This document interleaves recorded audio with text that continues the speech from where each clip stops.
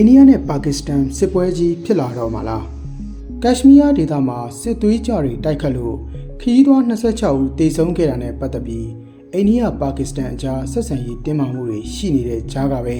အိန္ဒိယဘက်ကပါကစ္စတန်နဲ့ကက်ရှမီးယားကနေရာ9ခုကိုတိုက်ခိုက်လိုက်ပါတယ်။အဲ့ဒီတိုက်ခိုက်မှုနဲ့ပတ်သက်လို့ပါကစ္စတန်ဘက်ကတော့အတိမပေးပဲဗျောင်ကျတိုက်ခိုက်မှုအဖြစ်မှတ်ယူပြီးပါကစ္စတန်ဟာကုလသမဂ္ဂဗြိညင်စာရင်းရဲ့အပိုက်51နဲ့နိုင်ငံတကာဥပဒေတွေမှာပြဋ္ဌာန်းထားတဲ့အတိုင်းတင့်လျော်တဲ့လက်တုပ်ပြန်မှုတွေဆောင်ရွက်သွားမှာဖြစ်တယ်လို့အသိပေးထားပါတယ်။အိန္ဒိယဘက်ကတော့သူတို့ပြစ်မှတ်ထားတိုက်ခိုက်လိုက်တဲ့နေရာ9ခုဟာပါကစ္စတန်အုပ်ချုပ်တဲ့ကက်ရှမီးယားဒေသကအကြမ်းဖက်သမားတွေရဲ့နေရာတွေကိုအဓိကပြစ်မှတ်ထားတိုက်ခိုက်ခဲ့တာဖြစ်ပြီးဒုံးကျည်တွေနဲ့ပစ်ခတ်ခဲ့တာလို့ဒီကနေ့မေလ9ရက်နေ့မှာထုတ်ပြန်အသိပေးထားပါတယ်။ပါကစ္စတန်နိုင်ငံခြားရေးဝန်ကြီးဌာနက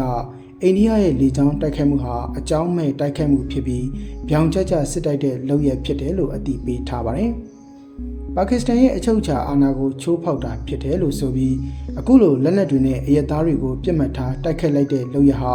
နိုင်ငံရဲ့လေကြောင်းတွာလာမှုတွေနဲ့စီးပွားရေးဆိုင်ရာတွေအတွက်ပါဆိုးရွားတဲ့ချင်းချောက်မှုဖြစ်တယ်လို့ထုတ်ပြန်အသိပေးထားပါတယ်။အိန္ဒိယဘက်ကတော့ဒီပြစ်ခတ်မှုကိုစင်တူးစစ်စင်ရေးလို့အမည်ပေးထားပြီးပါကစ္စတန်စစ်တပ်ကိုပြစ်မှတ်ထားတိုက်ခိုက်တာမလုပ်ခဲ့ဘူးလို့ဆိုပါတယ်။လက်ရှိမှာတော့လူ10ဦးသေဆုံးပြီး35ဦးထက်မနည်းထိခိုက်ဒဏ်ရာရရှိခဲ့တယ်လို့ပါကစ္စတန်ဘက်ကအသိပေးထားပါတယ်။လက်ရှိမှာပါကစ္စတန်ဘက်ကလည်းအိန္ဒိယဂျက်လီရင်3စင်းကိုပစ်ချခဲ့တယ်လို့ကနဦးအသိပေးထားပြီးဒီဖြစ်ရပ်နဲ့ပတ်သက်လို့အိန္ဒိယဘက်ကဖြေရှင်းထားတာမရှိသေးပါဘူး။အိန္ဒိယအုပ်ချုပ်တဲ့ကက်ရှမီးယားဒေသစနာဂါအနီးမှာတော့ပျက်စီးနေတဲ့လေယာဉ်အစိပ်ပိုင်းတချို့ဓာတ်ပုံတွေကတော့နိုင်ငံတကာသတင်းဌာနအချို့မှာတက်နေပါတယ်။အမေရိကန်နိုင်ငံခြားရေးဝန်ကြီးမာကိုရူဘီရိုက